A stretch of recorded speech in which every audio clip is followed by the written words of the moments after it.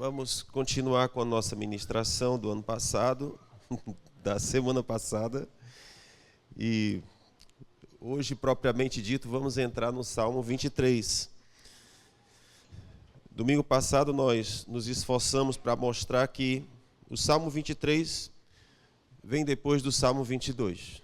Não é isso? Então, foi uma aventura nós discorrermos sobre esse ponto, de que o Salmo 22 vem depois do 23.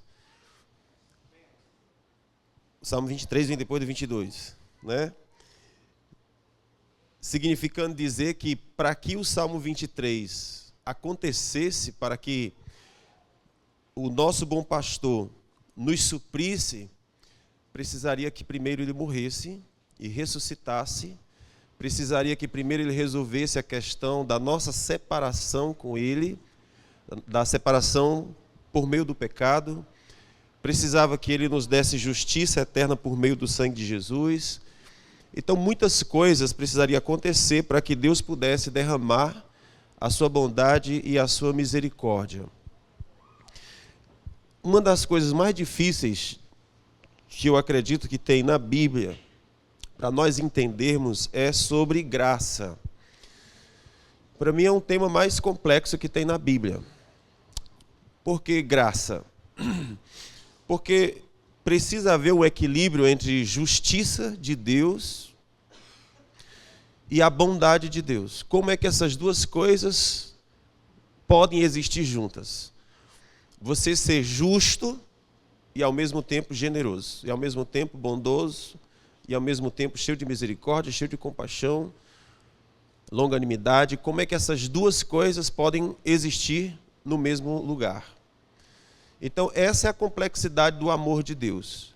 Não é aquele amor que eu faço o que eu quero, quando eu quero, do jeito que eu quero, e você tem que me aceitar porque eu te amo, porque o amor ele é justo, ele é correto, ele não negocia princípio, ele não negocia valores, não é?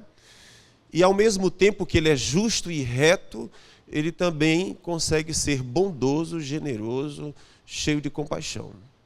E essa é a complexidade do ser de Deus. Então, para que o Salmo 23 acontecesse, se manifestasse na nossa vida, primeiro Jesus resolveu o problema da ira de Deus.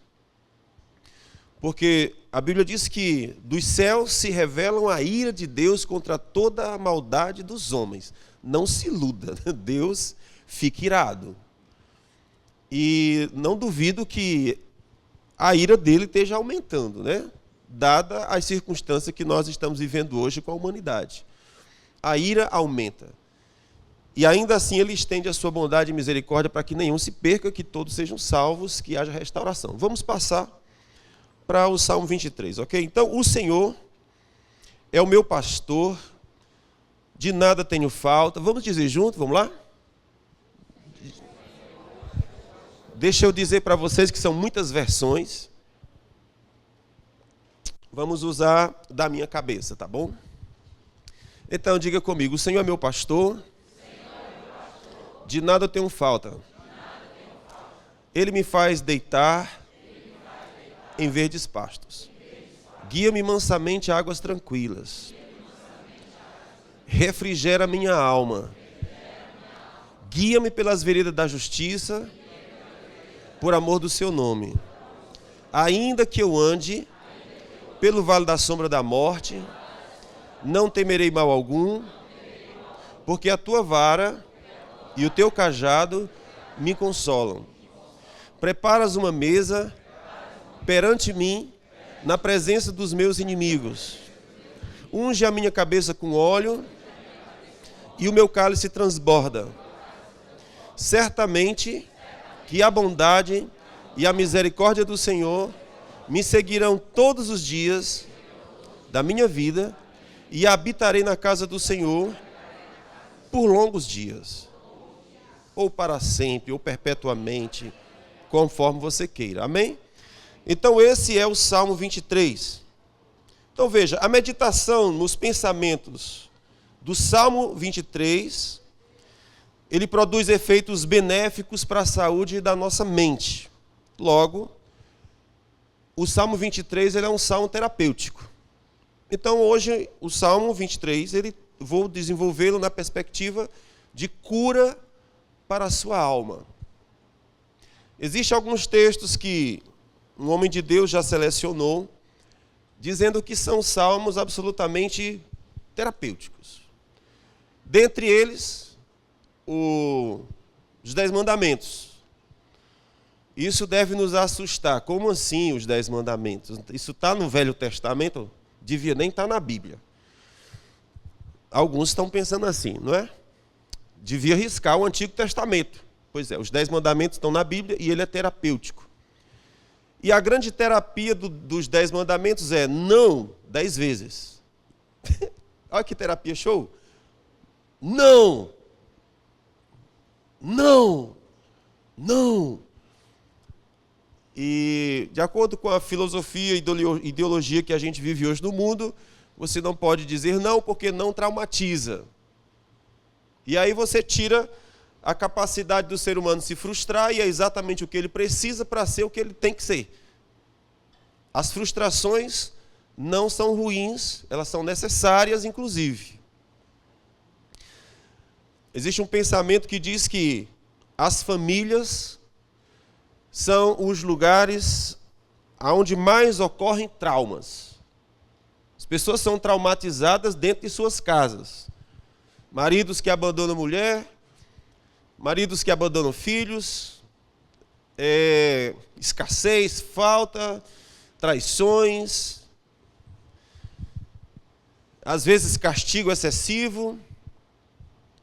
E aí a gente pensa, bom, então vamos fazer o que com a família? Já que a família é o núcleo onde todas essas tragédias acontecem. E eu digo para você que essas tragédias são necessárias. Elas fazem parte do processo de crescimento do ser humano. Então a gente poderia pensar na família mais como um lugar, uma oficina onde você é treinado. É um centro de treinamento. E aí você não treina naquilo que você considera ser um lugar ideal. Por exemplo, se você vai ser militar, a gente vê alguns filmes, eu nunca fui, mas tem pessoas que são, e os treinamentos, digo, nem sempre são no ar-condicionado. Não é? Não sempre são. E com certeza não tem alguém abanando com a pena assim. Né? Tá calor? Tá calor? Aumenta aí, diminui a temperatura para ficar melhor. É assim? Não. Quando a gente vê o treinamento do BOPE, é porrada na cara e dizer, pede para sair, vagabundo, né? Treinamento. Então, se você quer formar um ser humano desenrolado, forte, a primeira terapia para ele é 10 não na cara. Quero ir para o shopping? Não. Quero dormir na casa da coleguinha? Não. Quero não sei o quê? Não. Mas não pode dizer não, porque traumatiza. Traumatiza. Então a terapia de Deus começa com os 10 mandamentos. Depois, terapia de Deus, você vai passar lá a oração do Pai Nosso, que é um outro texto que a gente precisa meditar muito acerca da profundidade terapêutica, cura da nossa alma. Você vai passar as bem-aventuranças de Mateus capítulo 5, bem-aventurados que choram, bem-aventurados que isso. Chorar? Mas a gente não deveria chorar. Pois é, Jesus diz, bem-aventurados são os que choram, bem-aventurados que são perseguidos. Não, isso não é possível. Um perseguido feliz não pode. Pois é, terapêutico. É uma terapia esquisita, né? Começa com não e tal. E o outro texto terapêutico é o Salmo 23. Então esse salmo, ele produz efeitos terapêuticos. Cura da mente. E daí eu preciso o quê? Encharcar minha mente desses pensamentos. Para que com isso os meus próprios pensamentos mudem. Porque eles estão sendo encharcados continuamente com os pensamentos que estão contidos no Salmo 23, ok? Então esse é o primeiro ponto aqui que eu queria colocar nessa nossa pequena introdução, breve introdução, sobre o Salmo 23, sobre essa capacidade do Salmo ser de cura para a nossa mente. Não pensar corretamente é uma evidência de uma mente doente. Eu queria chamar a sua atenção para essa frase. Não pensar correto, não pensar certo, é uma evidência de uma mente doente. Por que eu acho bom, que eu gosto dessa frase? Porque geralmente a gente imagina uma mente doente, uma mente que está com depressão, uma mente que está com ansiedade, uma mente que está com sei lá quantos outros problemas que a psiquiatria apresenta possível para a mente humana. Então veja, e jamais a gente vê alguém dizendo o seguinte, olha, evidências de uma mente doente é não pensar certo. Quando é que começa a doença na mente? Quando você começa a pensar errado. É um conjunto de pensamentos que foram construídos e são equivocados. Estão errados na sua base, estão errados no seu conceito, estão errados na sua forma de enxergar a vida e de enxergar o mundo. Esse pensamento que está errado vai gerar uma mente doente. Eu vou citar para você só um, para a gente não gastar muito tempo aqui. Por exemplo, hoje na sociedade, é comum as pessoas pensarem que os delinquentes são vítimas da sociedade.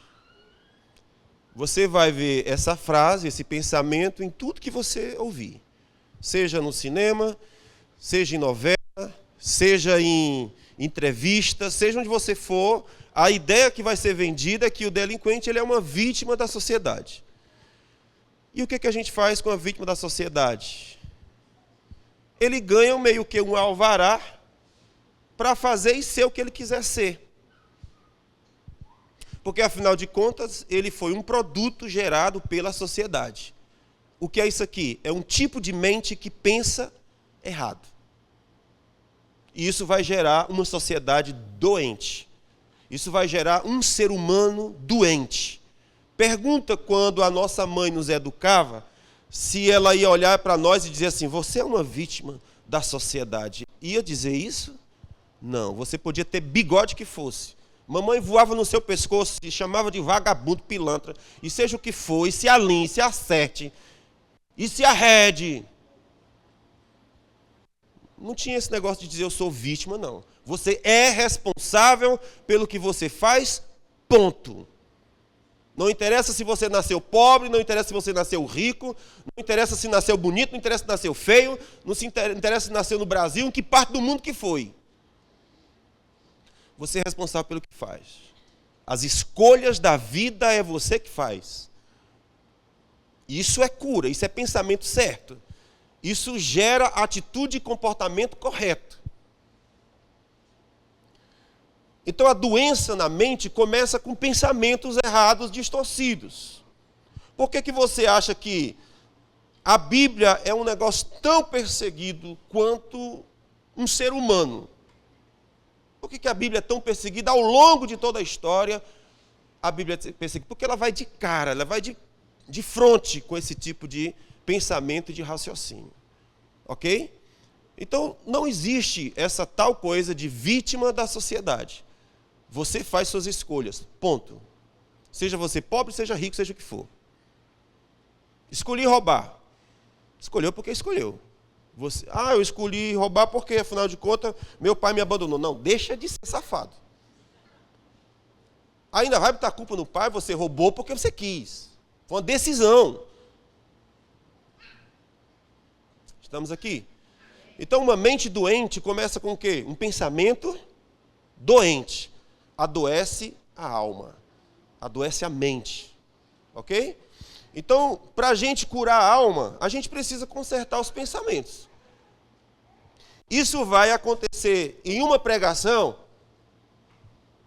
Não.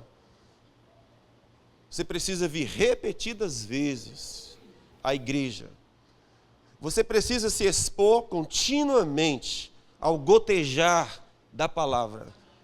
Até um ponto em que o coração se abre, até um ponto em que a pedra se quebra, até o ponto em que os espinhos são destruídos e a palavra encontra um lugar para gerar um fruto que ela quer.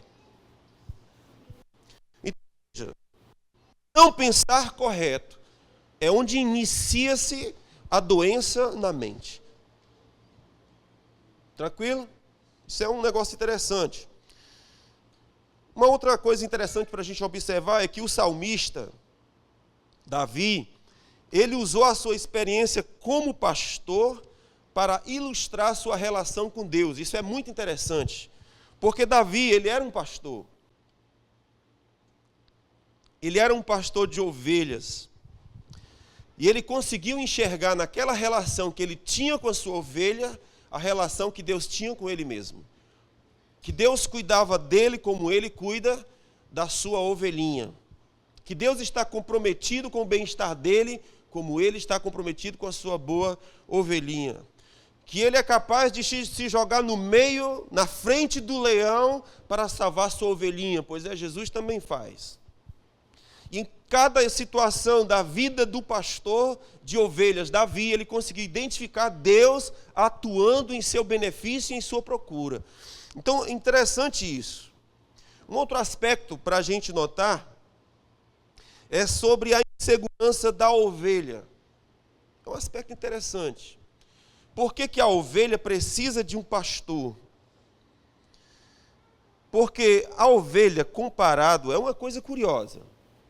A ovelha comparado com todos os animais é a mais desprovida da capacidade de autodefesa. Isso é uma coisa muito curiosa. Veja, a ovelha, ela não sabe correr. É igual galinha no terreiro. Não, galinha ainda corre mais, não é? A bichinha é desengoçada para correr. Ela não consegue correr. Não tem velocidade, é toda mal apanhada, mal amanhada, né? Ela não consegue, então ela não sabe correr. Se um bicho vier pegar ela corre para quê? Dá 3 passos, o bicho pega. A ovelhinha não tem presas como tem um cão, como tem um leão, como tem uma onça. Não tem presa. Se ela vier para te dar uma mordida, tu diz, bestada, mas não tem força, não tem potência, não tem dente para dar. O dente dela serve para comer e pronto. A ovelhinha não tem veneno. Se o inimigo vier, ela aplica um veneno, pronto, mata, não tem. Ela não tem sequer o mau cheiro que o gambá tem, né? Que alguns animais têm de esguichar um cheiro horrível na sua presa e assim se livrar do ataque. A ovelha não tem. Não tem. O que é que a ovelha tem? Eu vou nadar. Coitada, tem lã, afunda. Vou pular na água para me livrar de um enxame de abelha. Morre afogado. Porque a lã absorve a água e ela se torna tão pesada que afunda. Então, o que você pensar inteligente, vamos lá, a ovelha a ovelha não sabe correr, não sabe nadar, não tem veneno, não tem mau cheiro, é inteligente? Também não. Também não é um animal inteligente. Você não percebe muita inteligência na ovelha. Ela é eu digo, Jesus, mas que figura é essa, né, para representar nós? A gente fica mais feliz quando é uma águia, quando é um leão, né? Quando é uma coisa assim. Mas a ovelha... Agora, o curioso, gente, é por que vem essa figura da ovelha com relação a nós? É porque a ovelha, para ela dar certo, para ela cumprir o seu propósito, indispensavelmente, ela precisa de um pastor. Ela precisa do pastor para cumprir o seu propósito. Isso é uma coisa impressionante. Obviamente que ela tem benefícios para o seu pastor. Não estou falando de mim não, gente, ok? Sou pastor, mas nós estamos falando do pastor supremo, que é Deus, não é? Então a ovelha, ela precisa do pastor para que ela cumpra o seu propósito. Porque do contrário, ela está fadada ao fracasso. Ser comida, devorada por um bicho, qualquer coisa, porque ela é frágil, ela é insegura. Tranquilo? Muito bem. Então vamos lá, sobre a declaração de nada terei falta. Nós já discutimos na semana passada. Essa expressão de nada terei falta não significa dizer terei tudo o que desejo. Certo? Está claro isso?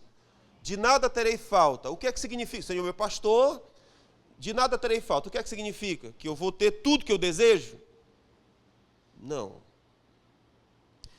O que é que significa então? Significa contentamento. Senhor, meu pastor, de nada terei falta. Haverá contentamento. De nada terei falta, ainda que não tenha tudo que eu quero. Você percebe aqui como é que a gente diria, a oposição que tem nesse pensamento? De nada terei falta, ainda que não tenha tudo que eu desejo. De nada terei falta, ainda que eu não tenha tudo que desejo. Contentamento é uma das coisas mais difíceis de você conseguir na vida. É contentamento.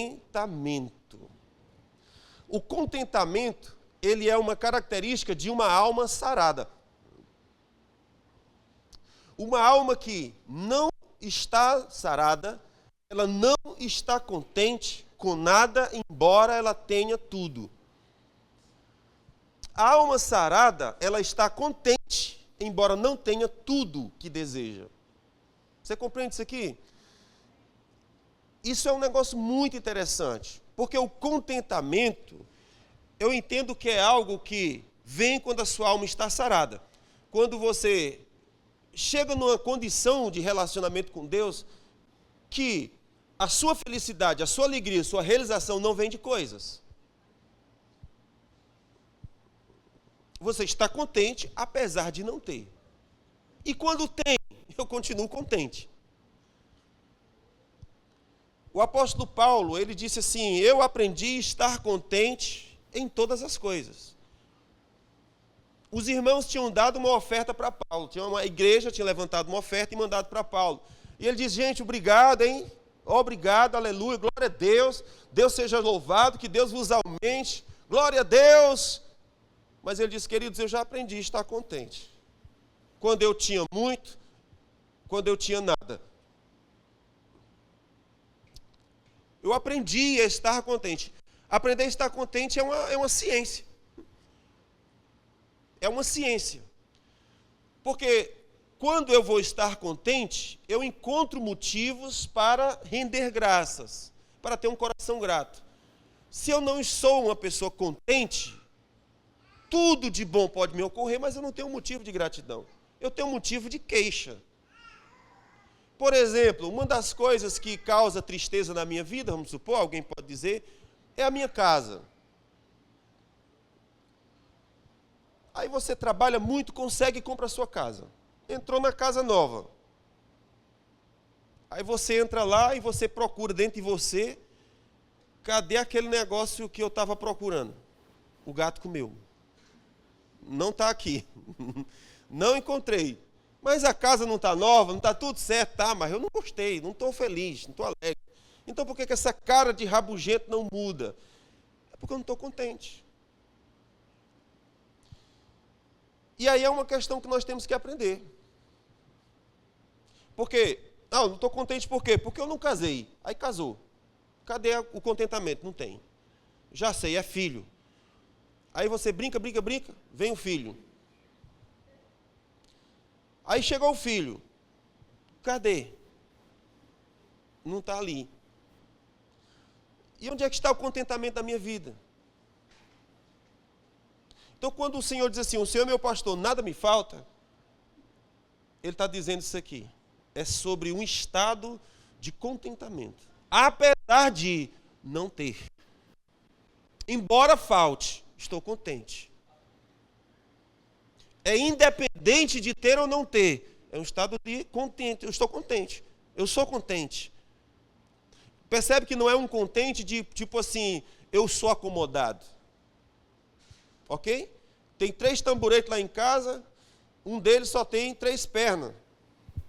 Para se sentar tem que escorar na parede. Não, mas eu estou contente, porque eu tenho 3 tamboretes. Não estou falando disso. Estou contente com a minha vida desgraçada, não é disso que eu estou falando. Vocês estão aqui, gente? Ah, minha vida é uma droga, estou contente demais. Está ótimo nada. Eu não sei se você compreende o que eu estou falando. O estado de estar contente é dentro, não é estar acomodado. Eu tenho 2 calças, uma furada e uma já a caminho. Mas eu estou contente, né? Estou contente, estou realizado aqui. Estou acomodado. Não é isso que eu estou falando. Por favor, não entenda isso errado, ok? Então, de repente, o pessoal pensa que crente já tem cara de pobre, né? Porque não tem sonho, porque não quer crescer, não quer prosperar, não quer não sei o quê. Não é isso que eu estou falando, não. Não estou falando para você ser São Francisco de Assis. Não é disso que eu estou falando. Então, aqui, estar contente é estar feliz consigo mesmo e com a vida, independente das coisas que você tem. Não significa dizer que eu não vou lutar para tê-las, que eu não vou trabalhar para tê-las, que eu não vou trabalhar para crescer, para ser melhor do que eu fui ontem. Estamos aqui? Não confunda uma coisa com a outra. Eu estou falando que tem pessoas que são como areia de cemitério, tanto mais tem, mais quer e nunca basta. É uma areia, um negócio que come e não se satisfaz. É sobre essa falta de contentamento que eu estou falando. O bom pastor, ele está dizendo, Senhor meu pastor, de nada terei falta, você terá contentamento. Tranquilo? Então veja, o Salmo 23, eu quero que você observe esse detalhe aqui. O Salmo 23, ele não começa com uma oração, ele não começa com uma petição, mas ele começa com uma declaração de um fato. Eu quero chamar a sua atenção para isso aqui, tranquilo? Salmo 23 não começa orando, ele começa declarando um fato. E qual é o fato que ele declara? O Senhor é o meu pastor, de nada terei falta. Ok? Então, quando é que eu vou começar a curar minha mente? Eu vou começar com essa frase. Eu vou amanhecer o meu dia e eu vou pegar o Salmo 23 e aplicar ela na minha testa. Não aqui fora, mas aqui dentro. E o que é que eu vou colocar lá? O Senhor é o meu pastor, de nada terei falta. E vou para a vida. E vou trabalhar e vou realizar minhas coisas. E vou buscar o que tem que fazer. E o que é que tem na minha mente? Ele é o meu pastor. De nada terei falta. Não é uma oração, é uma declaração de um fato. Eu não terei falta. E aí nós vamos chegar lá depois. Mas antes da gente...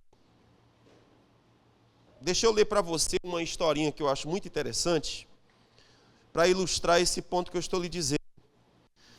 Conta-se que, observe, presta atenção, ok?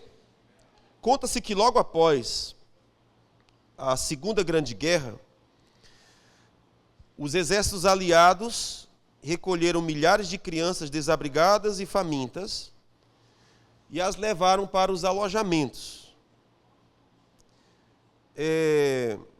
Uns alojamentos especiais preparados para aquelas crianças. Ali as crianças elas foram alimentadas e foram tratadas. Entretanto, à noite, elas não conseguiam dormir bem, porque elas pareciam estar inquietas e com muito medo. É natural isso, não é não? Ambiente de guerra, papai morreu, muita gente morreu, soldados morrendo, destruição, bomba, a casa não tem mais. As crianças estão apavoradas, a guerra tinha acabado, mas os destroços estavam lá. Então foi enviada uma equipe, essa equipe recolheu essas crianças, levaram para um lugar especial para tratá-las, para cuidar delas, mas tinha um problema, elas não conseguiam dormir. Elas estavam inquietas e estavam temerosas. Por fim, um psicólogo descobriu a razão do problema e como solucioná-lo. Como ia solucionar aquilo? Tratava-se então de um problema de insegurança. Então eles decidiram que quando as crianças fossem dormir, elas deveriam receber um pedaço de pão para segurar. Aquele pedaço de pão não era para comer, era só para segurar. Deviam apenas segurá-lo. Se demonstrassem desejo de comer, deveria ganhar outra fatia de pão, mas aquela não era para comer. O pedaço de pão na mão da criança produziu um milagre estrondoso. As crianças dormiam com a certeza na sua cabeça de que teriam algo para comer no dia seguinte. Isso lhe proporcionou um sono tranquilo e calmo. Aí você diz, mas o que isso tem a ver comigo? Se você observar, a primeira frase do bom pastor é para infundir dentro de nós um sentimento de segurança. Nós precisamos de algumas coisas para nós estarmos saudáveis. E uma delas é segurança. Segurança. Aquelas crianças não conseguiam dormir. Elas estavam num lugar seguro. Elas estavam num lugar cercado de pessoas comprometidas em curá-las. Ela tinha comida, ela tinha banho, ela tinha roupa, tinha cama, tinha tudo. Mas não conseguiam dormir. Por quê? Porque os traumas que elas tinham passado, pelos quais elas tinham passado, haviam ferido de tal proporção que elas não conseguiam descansar, relaxar, ficar seguro. Não conseguia dormir, sequer dormir. Porque não havia segurança. O psicólogo viu aquilo, colocou o pãozinho na mão. Se você observar no desenvolvimento desse texto que nós vamos falar, a segunda coisa que Davi vai dizer é que o Senhor é o meu pastor e ele me faz deitar em pastos verdejantes. Amém? Então, nesse Salmo 23, Davi fala da presença desse sentimento de segurança no coração da ovelha. O Senhor é meu pastor, de nada tenho falta. Então, primeiro ele diz que o Senhor me faz deitar em verdes pastos. E eu quero chamar a sua atenção para esse detalhe. Aqui a gente já entra no fluxo do Salmo. Observe a expressão, ele me faz deitar em verdes pastos. Uma ovelha, ela não costuma deitar em verdes pastos. Nos verdes pastos, o que é que ela faz? Ela come. Mas essa ovelha do bom pastor, ela está deitada num pasto verde. O que é que isso diz para nós? Que ela está suprida, muito suprida. Ao ponto de que ela não precisa se preocupar sobre o pão segurando na mão. Porque não é só o pão segurando na mão, ela está cercada de pastos verdes. E quem foi que pôs aquilo para ela? O bom pastor. O Senhor é o meu pastor, de nada tenho falta, eu tenho provido pastos verdes para você. Essa é a segunda coisa que você precisa colocar na mente. Segundo comprimidozinho, o segundo elemento do comprimido que você está tomando do Salmo 23 é esse. O Senhor produziu, o Senhor proveu pastos verdes para você se saciar. Para você andar saciado. E aí eu vou dizer para você, você olha para a sua vida e diz, não estou vendo isso não. Ok? Não estou vendo isso não. Por isso que o Salmo 23, nós precisamos encharcar a mente com os pensamentos de Deus, porque é isso que vai acontecer. Conforme imaginamos em nossa alma, é o que vai se manifestar. Ou você não crê dessa forma? Se você começar a ver vídeo de tragédia, há uma grande chance de que você sofra uma tragédia. Se você gosta de música brega, é muito provável que você ganhe um par de chifre. Não? Pois ouve música todo dia. Eu não sou cachorro, não, para viver tão humilhado. Canta isso todo dia. Não? E aí você vai perceber que de um modo assombroso, aqueles negócios começam a se manifestar na sua vida, porque é nisso que tu crê. É nisso que está estampado aqui na cabeça. Em vez de ter o Senhor é meu pastor, nada me faltará, o Senhor me faz deitar em verdes pastos. O que é que tem? falta, escassez, coisa ruim, tragédia, negativo, tudo que não é bom, está lá. Então, como é que os meus pensamentos estão protegidos? Não tem proteção nenhuma. Gente, presta atenção. A sua alma, o seu sentimento vai ser tremendamente afetado pelo tipo de pensamento que você tem. Preste atenção. Se você pensa em algo continuamente, aquilo vai afetar os seus hormônios, vai afetar seu humor, vai afetar tudo, o seu corpo. Você pode fazer um teste bem simples. Bem simples. Coloque a língua para fora. Não faça isso, fica feio. Eu estou convidando você a imaginar, tranquilo? Coloque a língua para fora, tanto quanto você pode. Pegue um limão, parta no meio, esprema ele em cima da sua língua. Você prestou atenção no que eu disse? O que aconteceu com a sua boca? Salivou? É isso que os pensamentos fazem. Você nem imagina, mas aquilo está afetando o seu sistema digestivo. Tudo dentro de você está sendo afetado por causa dos pensamentos. Então eu preciso arrancar os meus pensamentos ruins e colocar os pensamentos de Deus. Ele me guia mansamente para águas tranquilas. Ele me faz deitar em verdes pastos e guia-me mansamente às águas tranquilas. Então veja, pastos verdejantes e águas tranquilas é um ambiente que o pastor está preparando para que eu viva ali. Tranquilo? Então nesse ambiente eu vou estar seguro. Logo em seguida, o Davi fala sobre o Senhor refrigera a minha alma. Essa palavra refrigerar significa cura.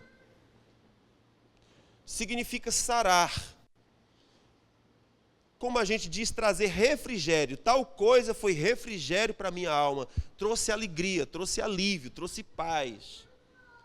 Então veja, o Senhor, Ele refrigera a minha alma. Observe a seguinte frase, a frase seguinte que ele faz.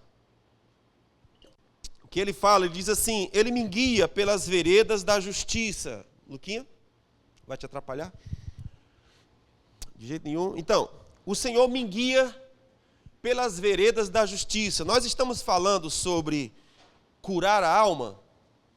Sim? Estamos falando sobre isso?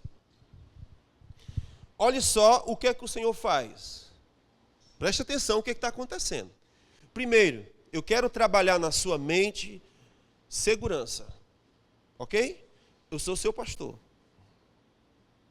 E eu quero que você se sinta seguro. Eu vou providenciar pastos verdes, vou providenciar águas tranquilas e eu vou curar a sua alma. Agora veja o que ele vai fazer. Ele disse, o bom pastor, ele me guia pelas veredas da justiça por amor do seu nome. Preste atenção. Então ele está dizendo que o pastor vai guiar. E aqui é uma questão que eu sempre estou discutindo com a minha esposa. A gente encontra às vezes alguns nós que a gente pensa, meu Deus, como é que desmancha isso? Como é que acha solução para isso? E aí nós aprendemos uma coisa interessante, que se o Senhor não guiar, se o Senhor não mostrar, se o Senhor não falar, não tem como a gente acessar aquele lugar de cura. Não sei se vocês se lembram, mas Jesus falou assim, aquilo que eu vi o Pai fazer, isso eu faço. O que é que significa dizer que no dia anterior, Jesus estava orando e ele viu o que aconteceria amanhã. Então, de repente, ele está andando e tem um cego. Como é que eu curo esse cego? Ele disse, cospe no chão.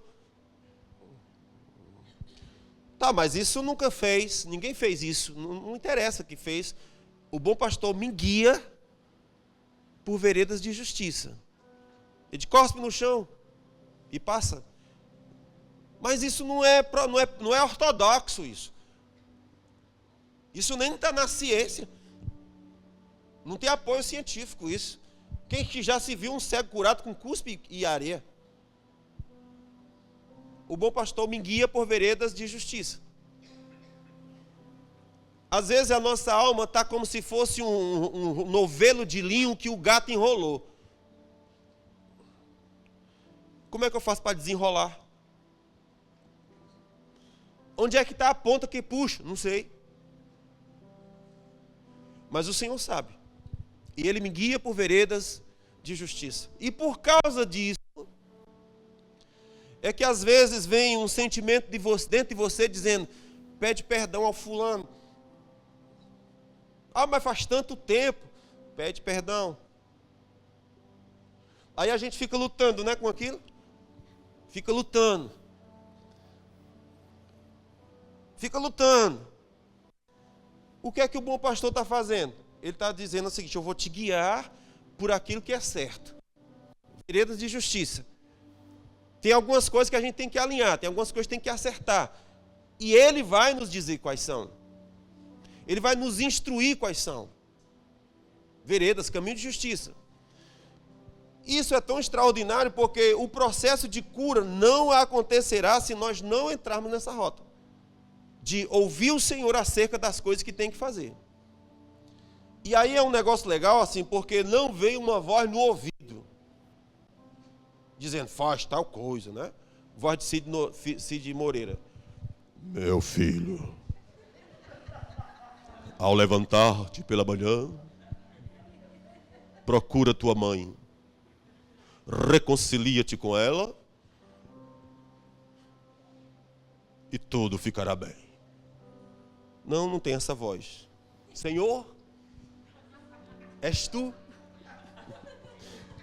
Não tem essa parte. O que é que tem?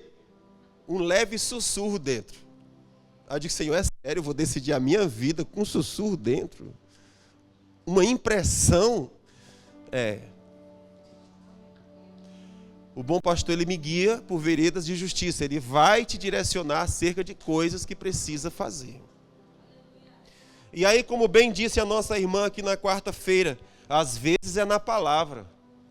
Você abre a palavra e aquele texto salta e você sabe por dentro o que tem que fazer. Aí vem a luta minha, né?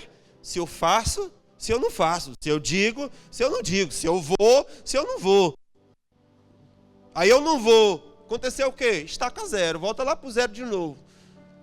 Aí a vida vai dando tudo errado, tudo errado, tudo errado. Eu digo, Senhor, onde estás? Por que não me ouves? Por que me desamparas? Porque eu sou apenas um verme nessa terra. Por que tudo dá errado para mim, Senhor? Ora, eu te mostrei o caminho de justiça. Mas você não quer. A gente não tem dois caminhos, só tem um. Só tem um caminho. Não tem um caminho paralelo, é só um. Então, se eu decido ouvir o Senhor e obedecer, eu vou colher os frutos daquilo. A minha alma vai encontrar refrigério que ela precisa, cura que ela precisa. Detalhe, nesses pontos aqui, vai estar sendo tratado soberba, orgulho, presunção, moço, mil coisas. Mil coisas. Que a gente nunca... Eu sou soberbo? Fala, meu Deus, né? Eu não consigo enxergar. Não consigo enxergar.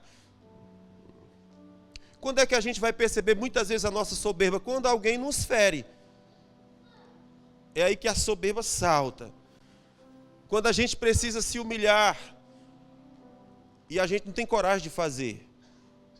Quando a gente tem que reconhecer erro, pedir perdão e a gente não tem coragem de fazer. A soberba está lá por trás. Eu vejo tudo. Eu sou o olho que tudo vê. Está enxergando tudo. E aquilo está me matando. Então, quando Deus nos leva por caminho de justiça, Ele está tratando tudo que está podre da nossa alma. Mas eu não tenho consciência disso, eu não estou vendo. Mas o bom pastor está cicatrizando e curando a sua ovelha.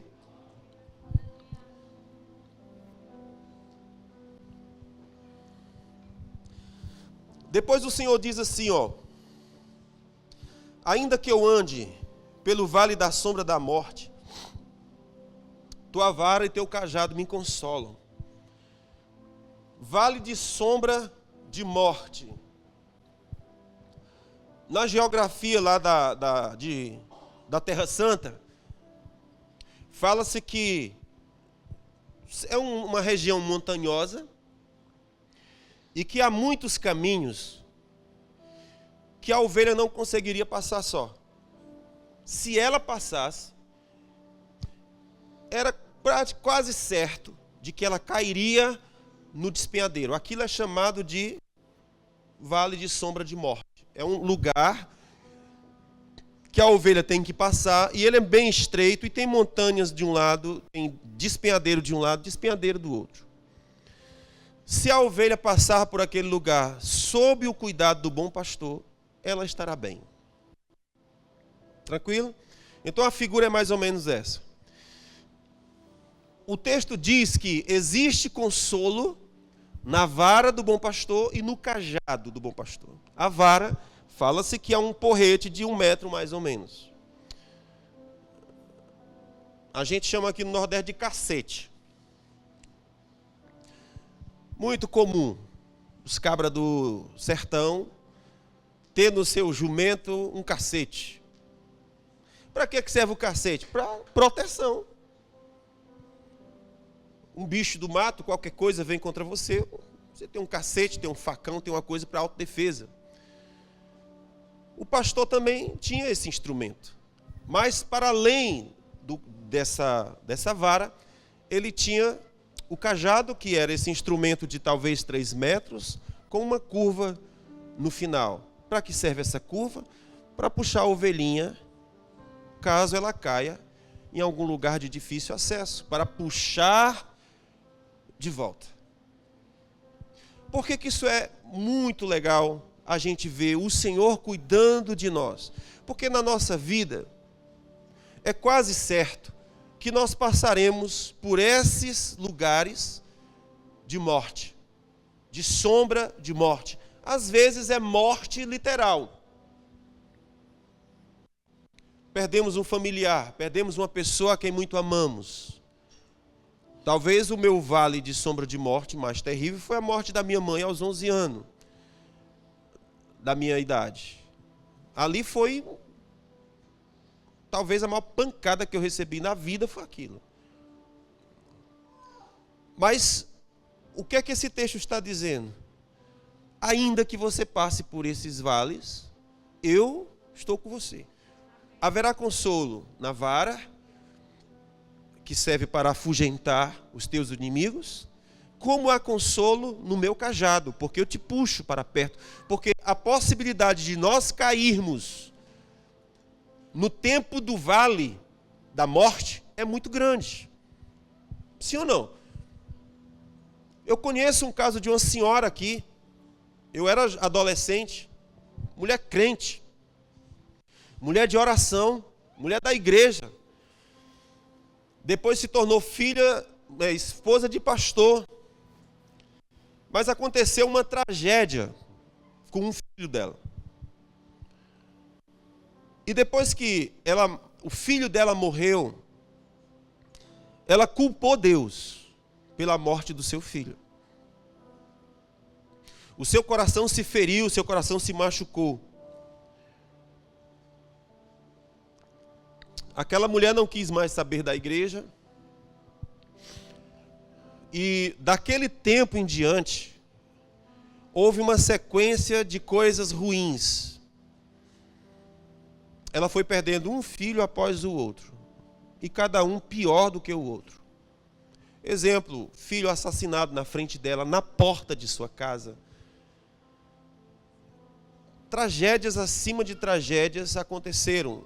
Houve divórcio, o marido foi embora, casou com outras pessoas. O marido também morreu de uma maneira desgraçada, porque ele também abandonou os caminhos do Senhor. Ela abandonou, ele abandonou. Outro dia eu encontrei um filho e Ele me disse: você não sabe que papai morreu?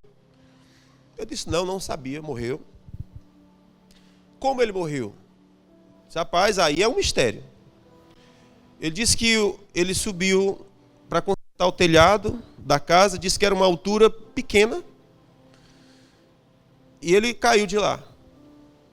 Morreu. Foi para o IML. Mas o susto é quando eles olharam os órgãos internos e o estado em que estavam os órgãos internos, de destruição. Ele disse: não, isso não faz sentido, essa queda causar esses estragos. Isso ele contando para mim, né, do que o pessoal do IML tinha conversado. Era incomum essa queda para o estrago que causou nos órgãos internos. Ele disse: papai estava fazendo uma coisa de nada e puf, caiu. A teoria dele, estou falando a teoria dele, não foi eu que disse, ele que falou. É como se alguém tivesse pegado papai e jogado com violência.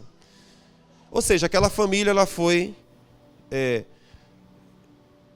ocorrendo tragédia após tragédia.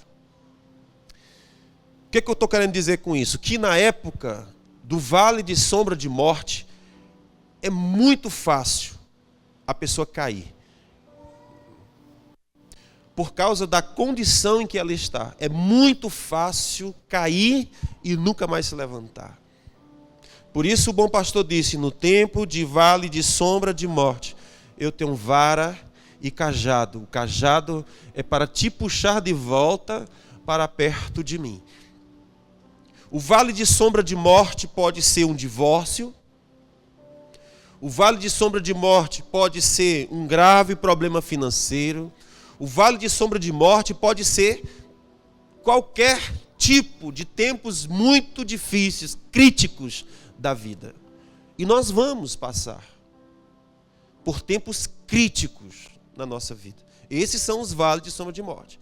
E nesse tempo de vale de sombra de morte, o que é que nós precisamos? Vir para perto do bom pastor. Se o bom pastor lança o seu cajado para nos puxar de volta, o que precisamos fazer? Vai. Não resiste, não corre, não foge. A coisa já está ruim, já está ferida, já está difícil. Ainda quer ir para longe? Vai ficar mais complicado ainda. Amém, gente? Então, vale de sombra de morte, há um cajado que me consola. Depois o Senhor diz assim, o Salmo diz: preparas uma mesa perante mim na presença dos meus inimigos. Como é que a gente entende isso aqui? Será que você vai se lembrar de tudo isso quando você estiver meditando no Salmo 23? Vai para o YouTube. Você ouve 1, 2, 3, 4, 5, 10 vezes, até que isso fique impregnado na sua mente. O que significa cada uma dessas frases? Eu estou passando aqui superficialmente em cada uma delas, ok?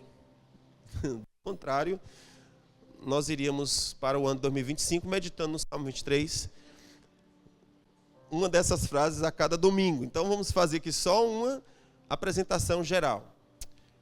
Então o texto está dizendo que o Senhor prepara uma mesa perante mim na presença dos meus inimigos. O que é isso aqui? Eu estou falando sobre uma alma curada, ok? O Senhor está curando a minha alma, tranquilo? Pegou isso? O pastor, conta-se que o pastor, quando vai colocar suas ovelhas no pasto, geralmente ele faz uma vistoria para ver se tem árvores, ervas venenosas. Então o pastor arranca, coloca num determinado lugar para tocar fogo.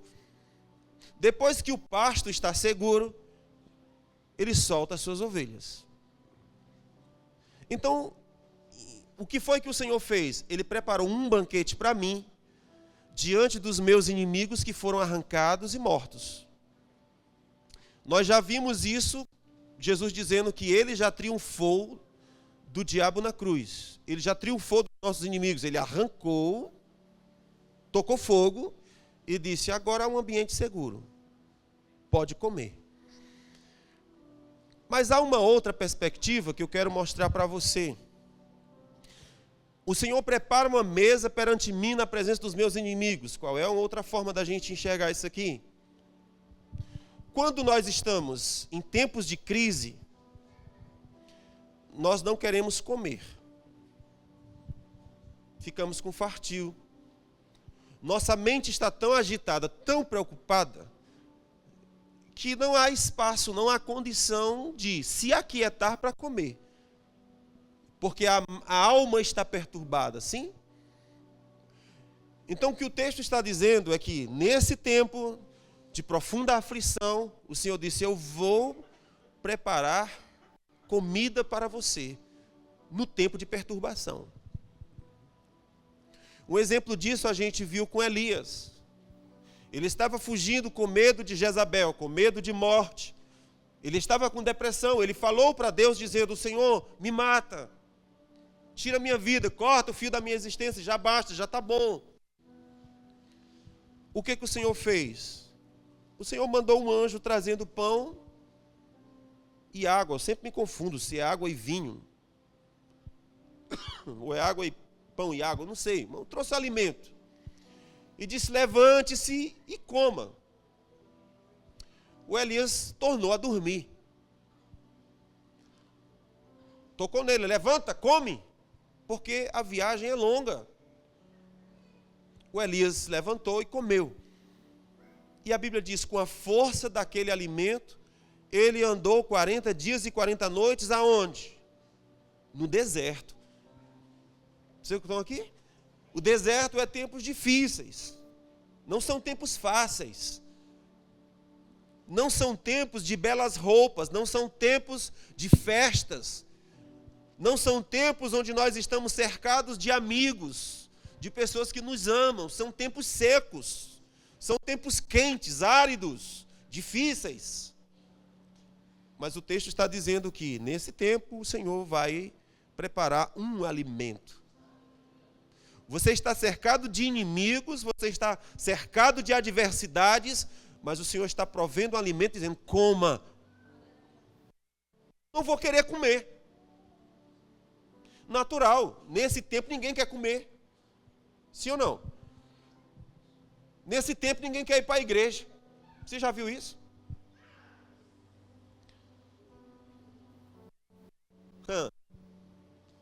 No tempo de crise, muita gente vai embora. No tempo de crise, muita gente desiste. No tempo de crise, muita gente fica para trás. Cadê a galera pulando? Quando chega a crise, some. Quando eu deveria, no tempo de crise, no tempo de tristeza, no tempo de angústia, no tempo de frieza, no tempo de esvaziamento, eu deveria comer ainda que não queira. Porque há substância, há alimento, há abastança que eu preciso naquele alimento que Deus está provendo. Mas eu não estou no pasto que o Senhor proveu. Eu estou em outras terras, eu estou em outros pastos, em outros lugares, mas eu não estou onde o Senhor me chamou para estar. Os dias que você não quer vir para a igreja, geralmente são os melhores cultos da sua vida. Por quê? Por quê? Porque o Senhor prepara, amigo, o alimento que você precisa. A substância que você precisa, o sustento que você precisa. Ele prepara uma mesa para mim, diante das minhas adversidades. E disse: não fique abatido, não fique caído, levante-se e coma. Alimente-se de mim. Amém, gente? Qual é uma outra possibilidade? E aí essa é a que eu mais gosto. Eu gosto de todas as outras, mas deixa eu colocar aqui uma terceira, certo? Vocês aguentam pregação longa? As pregações hoje são de 8 minutos, certo? Para manter a igreja animada é 8 minutos de pregação. Eu ainda estou pregando 1h30.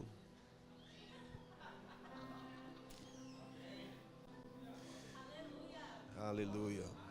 Eu nunca vi gente com músculos bons na academia treinando 8 minutos. Nunca vi. Nunca vi.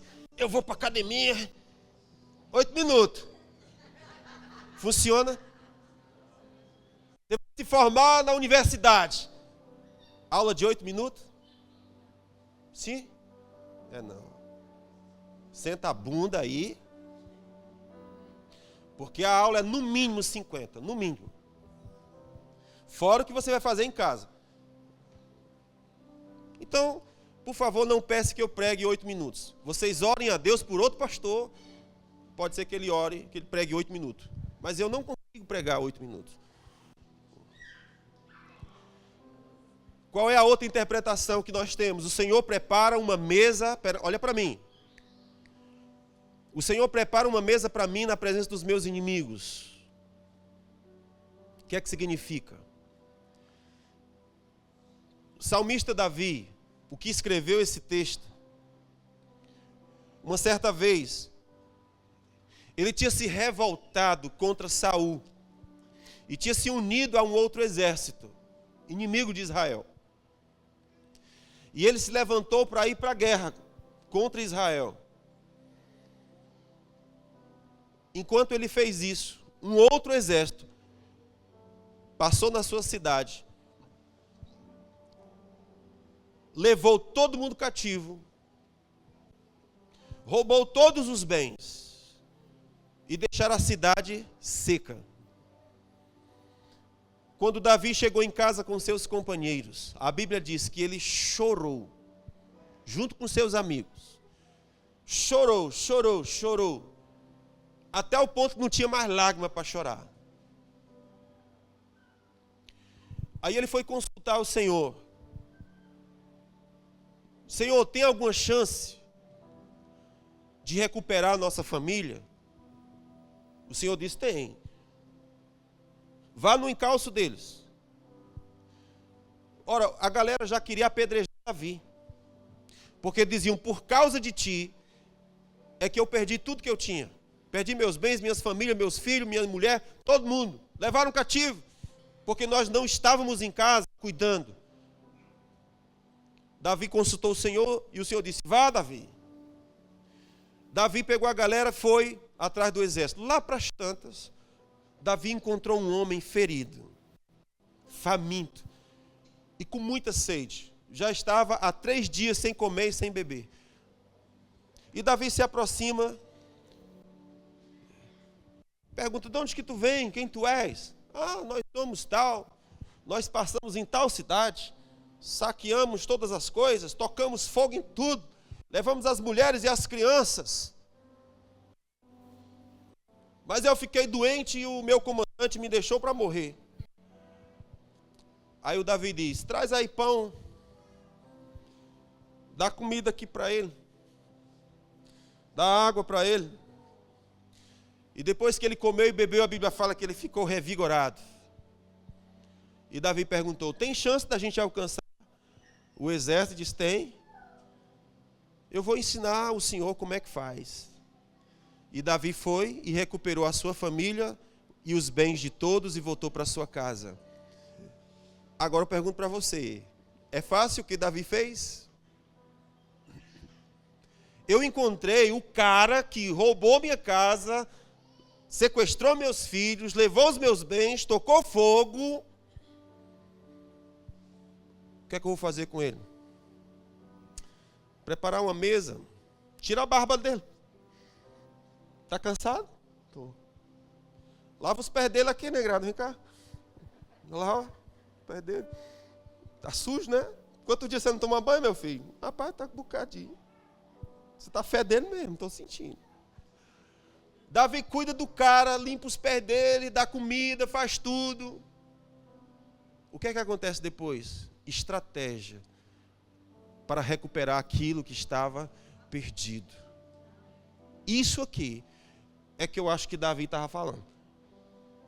Então, se é assim, não é o Senhor que prepara uma mesa para mim na presença dos meus meninos. É eu que preparo uma mesa diante do Senhor para os meus inimigos. É diferente.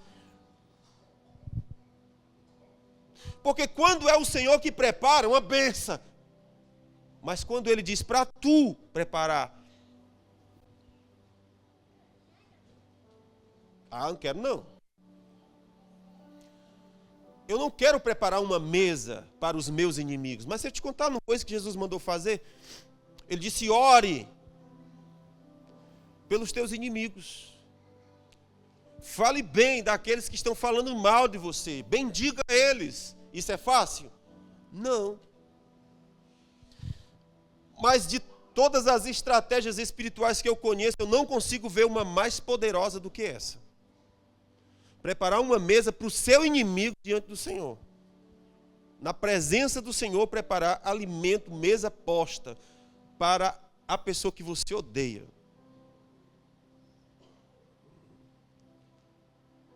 Prepara uma mesa, você prepara a mesa para o seu inimigo. Amém, gente? Às vezes esse inimigo é o esposo, é a esposa. Às vezes esse inimigo é o pai, é a mãe, é o filho. Às vezes o inimigo não está longe de nós, está perto de nós. Agora veja que direção extraordinária é essa. O bom pastor que nos guia pela vereda da justiça, que estratégia é essa que ele está dizendo? Prepara um almoço. Eu digo: não, Senhor, assim não, né? Porque a gente gosta de preparar almoço para quem? Para quem a gente ama, né não? Almoçar cercado das pessoas que a gente gosta é a melhor coisa do mundo. Mas do meu desafeto, da pessoa que eu quero ver morta, longe de mim de preferência. E o Senhor diz assim: prepara. É difícil demais, meu Deus. É difícil demais, né? Amém, gente?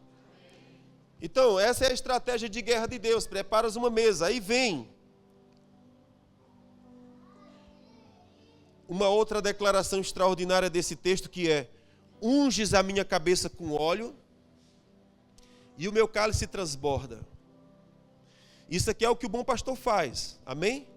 Unge a minha cabeça com óleo e o meu cálice transborda. Nós temos visto isso acontecer na prática. Geralmente é uma mente perturbada.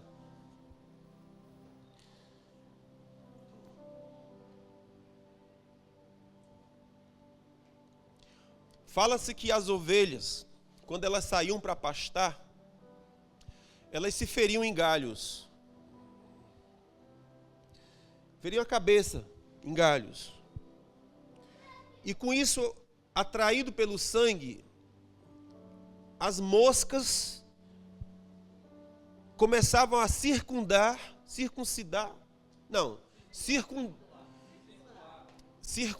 depois a gente vê no Google. Olha para mim, ela fazia assim. Então, as moscas começavam a circundar a cabeça da ovelha. E aí, ela ficava agitada, querendo se livrar das moscas.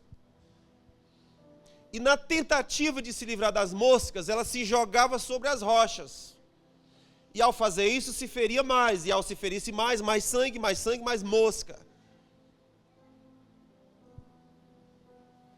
E a perturbação só aumenta.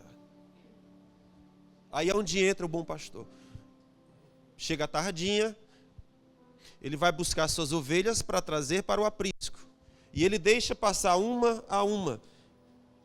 E ele vê os ferimentos. Ele limpa as feridas, coloca óleo sobre a cabeça para que a mosca não venha pousar. Ah, isso é muito precioso. Isso é muito precioso. Filipenses capítulo 4, o Senhor diz assim: para não andar ansioso por coisa alguma, mas para levar as preocupações diante do Senhor em oração. E depois que fizer aquelas petições ao Senhor, ele disse: agora regue isso com ações de graça. Perceba que ações de graça, diante desse tempo de desafio, é uma atitude de fé. Porque eu olho e não estou vendo nada resolvido, mas eu não orei. Então a ação de graça significa: eu já estou vendo acontecendo. E ao ver que já está acontecendo, Em vez de reclamar, em vez de se angustiar, em vez de se entristecer, eu começo a render graças. Vendo o invisível, contando o que não existe como se já fosse. Então eu começo a render graças. Olha o que vai acontecer agora. O Senhor diz: paz de Deus, que excede todo entendimento, vai guardar a tua mente e o teu coração. Veja, no tempo de perturbação na mente, a coisa mais difícil de fazer é aquietar a mente. É parar de pensar naquilo que perturba. É parar de pensar naquilo que fere, naquilo que causa dor. É quase impossível você controlar os pensamentos. Não consegue. Mas o Senhor diz que há um antídoto. E qual é? A paz, que excede todo entendimento. Como foi que essa paz chegou? Ele disse: por meio da oração, regado com ações de graça. A paz de Deus, que excede todo entendimento, vem como se fosse um capacete na cabeça. Amém assim? Então veja, tem saída? Tem. O bom pastor está dizendo como nós podemos preservar a nossa alma. Existe um óleo que o bom pastor tem para colocar sobre a cabeça. Como é que eu faço? Às vezes, nós conseguimos resolver essas questões sozinhos. E às vezes não.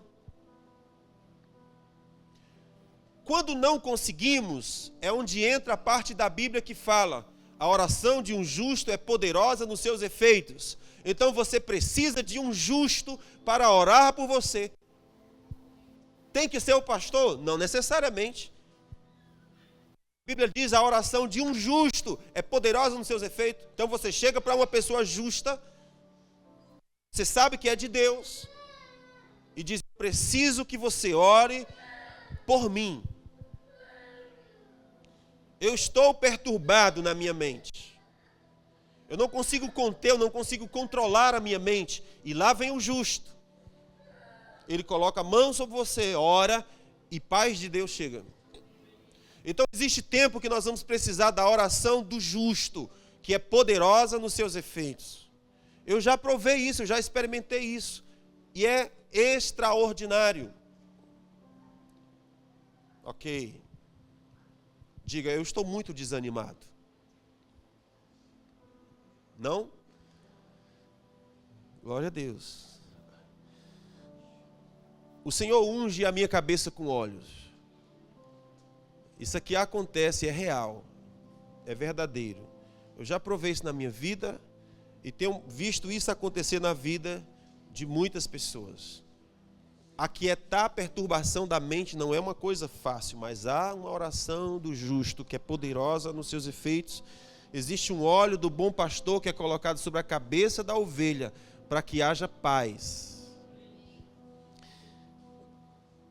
A penúltima coisa que o salmista diz é: certamente que a bondade e a misericórdia me seguirão todos os dias da minha vida. Agora faz isso comigo.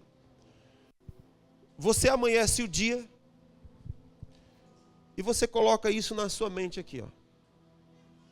Bondade e misericórdia me seguirão todos os dias da minha vida. O que é isso? É esperança. É expectativa. É você olhar com fé para o futuro. É você crer: o Senhor está cuidando. Existe bondade e misericórdia recebendo comando e direção para ir para o meu endereço. Bondade e misericórdia vão me seguir. Então veja, normalmente, o que nos segue não é bondade e misericórdia. É o quê? Sentimento de rejeição, sentimento de falta, de incredulidade, de dúvida, de incerteza. Eu me sinto uma porqueira, eu acho que eu não vou dar certo, nasci para dar errado, olha para mim, veja eu, esses pensamentos, fica aqui, ó.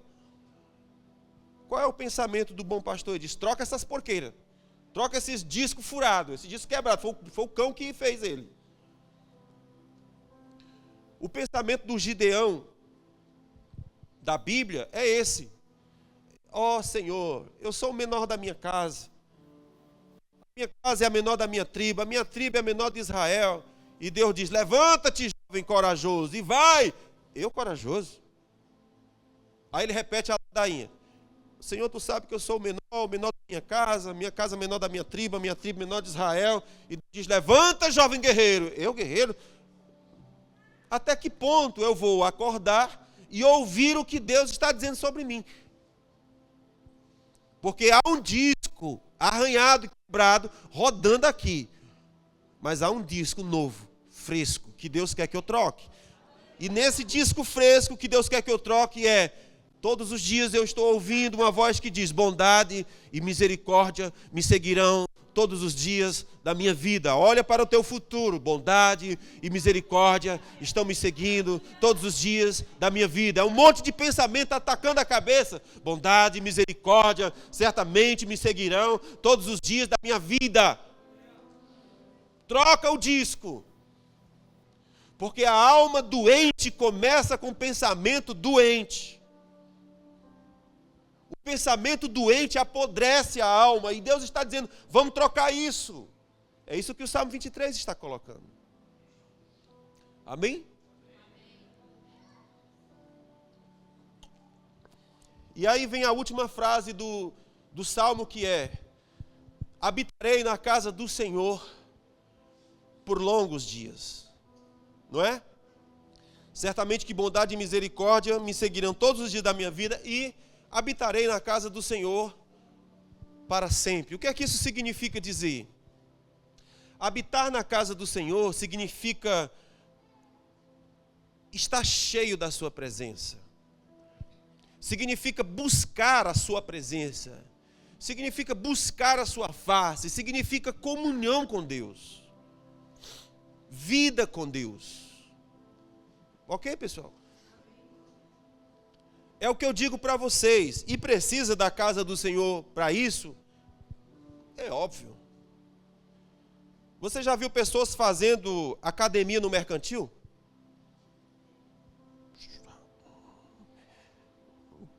Já viu? Você chega lá, o cara com 1 quilo de arroz? Não, né? Por quê? Porque mercantil é para fazer o quê? Feira. E nem você vê pessoas na academia comprando arroz. Tem. Por quê? Academia é para fazer exercício. Igreja é para quê?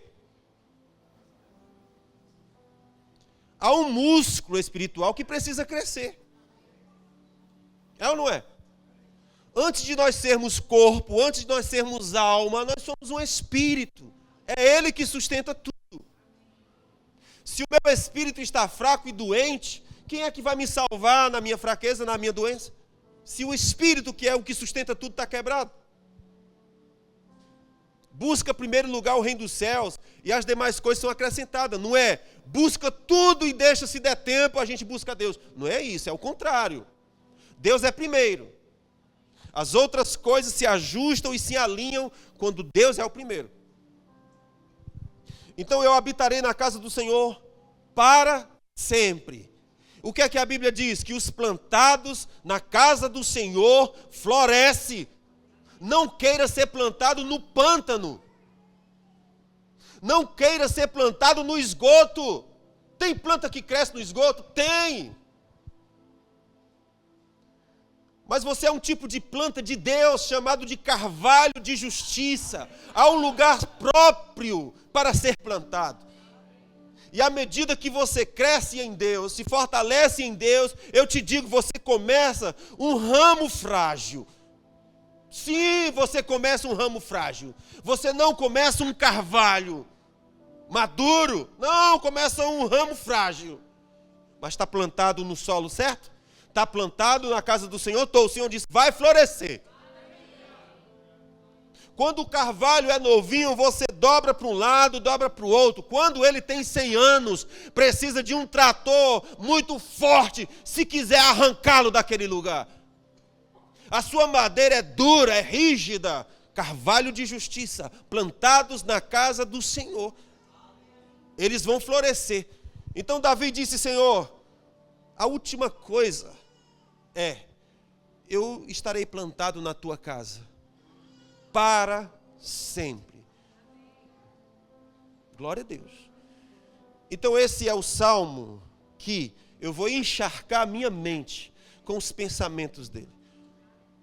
E à medida que eu faço isso, cura vai se estabelecer, cura vai chegar. Porque a doença começa com o pensamento errado. Arranca o pensamento errado, a cura chega. Deus abençoe a vida de vocês.